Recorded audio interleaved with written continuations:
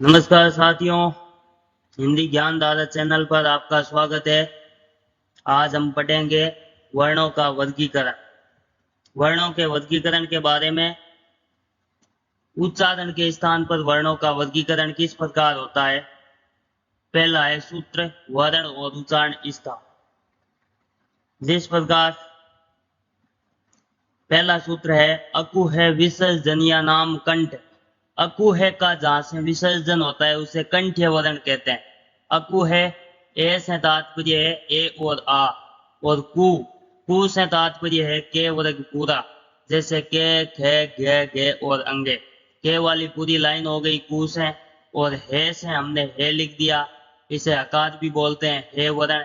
और हे के बाद विसर्ग, विसर्ग होता है उसमें भी हे की ध्वनि होती है। जिस प्रकार राम के आगे विसर्ग से राम में है बोलते हैं तो हे का उच्चारण होता है। तो अकु है विसर्जनीय नाम कंठ है, इन्हें कंठ या कंठ स्थानीय वर्ण कहते हैं। इनका उच्चारण स्थान कंठों से होता है। तो अकु है विसर्जनीय नाम, ए से बन गया ए आ, कु से के वाली पूरी लाइन, और हे से हे बन गया। इनका उच्चारण स्थान कंठों से है। तो सूत्र याद रखना, अकु है विसर्जनीय नाम कंठ। अगला है इचुये सानाम तालु।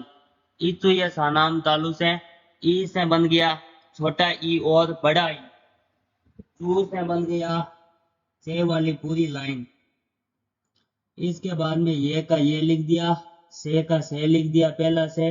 नाम, नाम का अर्थ इनका नाम तालु तालव्य है। इनका नाम तालु है तो इनका उच्चारण स्थान तालव्य से होता है। उच्चारण स्थान तालु। इचुये सानाम ई से बन गया छोटा ई बड़ा ई, चू से पूरी चे वाली लाइन। आगे ये लिखा है तो ये लिख दिया, से लिखा हुआ है तो से लिख दिया। अगला सूत्र है रिटू रे सणाम मुजदा। री का अर्थ री हो गया, टू का अर्थ टे वाली पूरी लाइन हो गई। यहाँ पर ये री का री लिख दिया, टे वाली पूरी लाइन हो गई। आगे रे आ रखा है, रे का रे लिख दिया हमने, और फिर से आ रखा है, इसका मतलब दूसरा से लिख दिया। तो इसका आगे हणाम शब्द सब में जुड़े हुए, इसमें नाम जुड़ा हुआ है, इसमें नाम जुड़ा हुआ है। इसका अर्थ इनका नाम कंठ्य है, इनका नाम तालव्य है। हणाम का अर्थ इनका नाम मूर्धन्य है। आगे है लृ तुलसा नाम दंता। लृ ये संस्कृत में होता है, हिंदी में नहीं होता है। हम तू से गिनेंगे।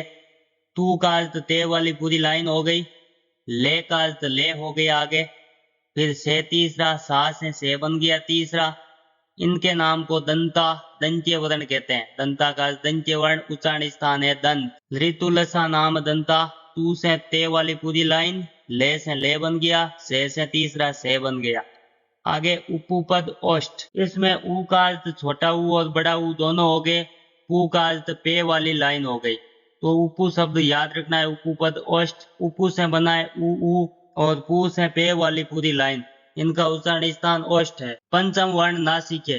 पंचम वर्ण सभी जानते हैं, वर्ग के 5वें अक्षर जिनका उच्चारण स्थान नासिका से होता है। जैसे के वाली लाइन में अंगे, चे वाली लाइन में हिये, टे वाली लाइन में हणे, और ते वाली लाइन में ने, पे वाली लाइन में मैं। तो इन पांचों अंतिम अक्षरों को नासिका से निकलते हैं, तो नासिका से उच्चारण स्थान होता है, जिन्हें नासिक वर्ण कहते हैं। अगला है ए देतो कंठ तालु। ए देतो कंठ तालु का अर्थ है ए आई। ए आई का उच्चारण स्थान कंठ और तालव्य से होता है। कंठ और तालु दोनों स्थानों से होता है। अगला सूत्र है ओ दोतव कंठोष्टम। ओ और औ, ओ दोतव का अर्थ है ओ और औ। इनका उच्चारण स्थान कंठोष्टम, कंठ और ओष्ठ दोनों से होगा। कंठों से भी होगा और ओष्ठ का अर्थ होठों से भी उच्चारण स्थान होगा। वकारस्य दंतोष्टम। वकारस्य दंतोष्टम का अर्थ है वे का उच्चारण है वो दांत और ओष्ठ से होगा। दांत और ओष्ठ से। वकारस्य दंतोष्टम में केवल वे आएगा, जिसका स्थान दांत और ओष्ठ से होगा।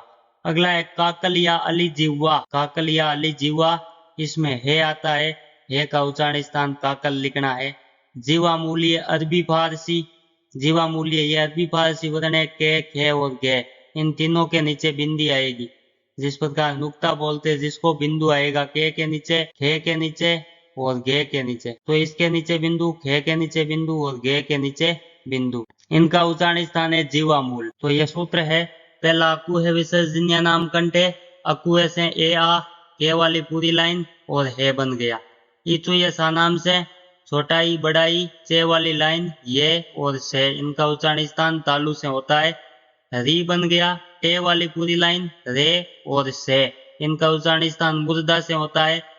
टू से ते वाली लाइन आगे ले लिख दिया, फिर से लिख दिया, इनका उच्चारण स्थान दंत से होता है। उपू पद से ऊ से दोनों ऊ बन गए, पे से पे वर्ग पूरा हो गया, इनका उच्चारण स्थान ओष्ठ है।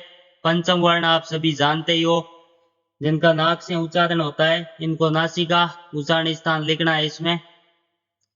ए देता कंठ तालु से, ए आई का उच्चारण स्थान कंठ और तालव्य दोनों से होता है। ओ औ का उच्चारण स्थान कंठ और ओष्ठ दोनों से होता है।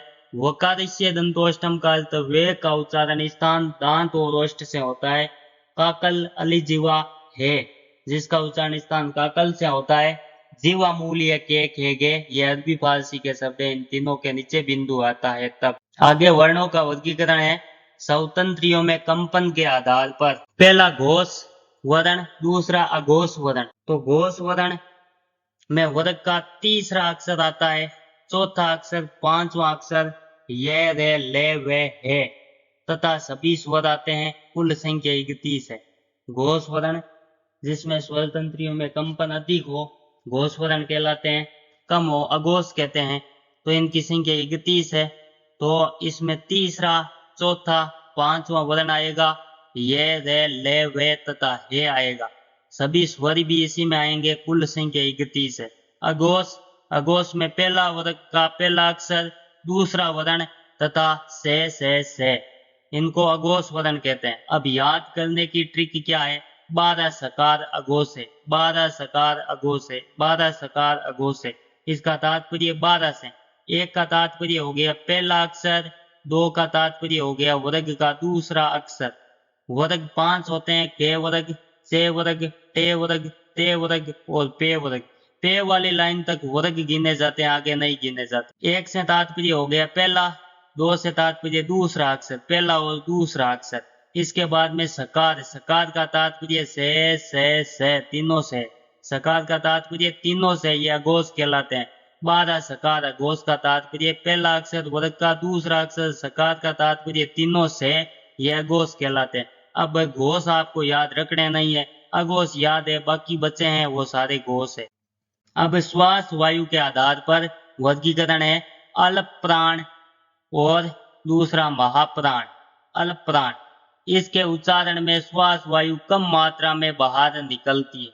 श्वास वायु जब कम मात्रा में बाहर निकलती हो तो उसे अल्प प्राण कहते हैं। इसमें वर्ग का पहला, तीसरा, पांचवा, जो विषम अक्षर है, पहला, तीसरा, पांचवा तथा ये रे ले वे सभी स्वर इस अल्प प्राण में आते हैं। महाप्राण, इनके उच्चारण में श्वास वायु अधिक मात्रा में बाहर निकलती है। जब श्वास वायु थोड़ी अधिक मात्रा में बाहर निकलती हो, अल्प प्राण से अधिक मात्रा में बाहर निकलती हो, तो इन्हें महाप्राण कहते हैं। प्रत्येक वर्ग का दूसरा, चौथा वर्ण से है।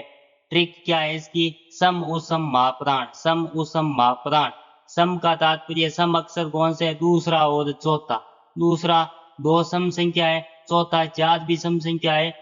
तो दूसरा और चौथा अक्षर जिसको सम शब्द सम वर्ण कहते हैं, दूसरा चौथा वर्ण तथा आगे उसम। उसम वर्ण कौन कौन से होते हैं, इस प्रस्थ होते हैं, के से मे तक, अंतस्थ होते हैं, ये रे लेवे। उसम कहते हैं से हे को।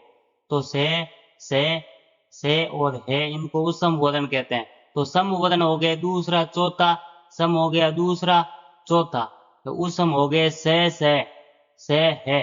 तो सम उसम महाप्राण, सम से तात्पर्य दूसरा चौथा और उसम से तात्पर्य से।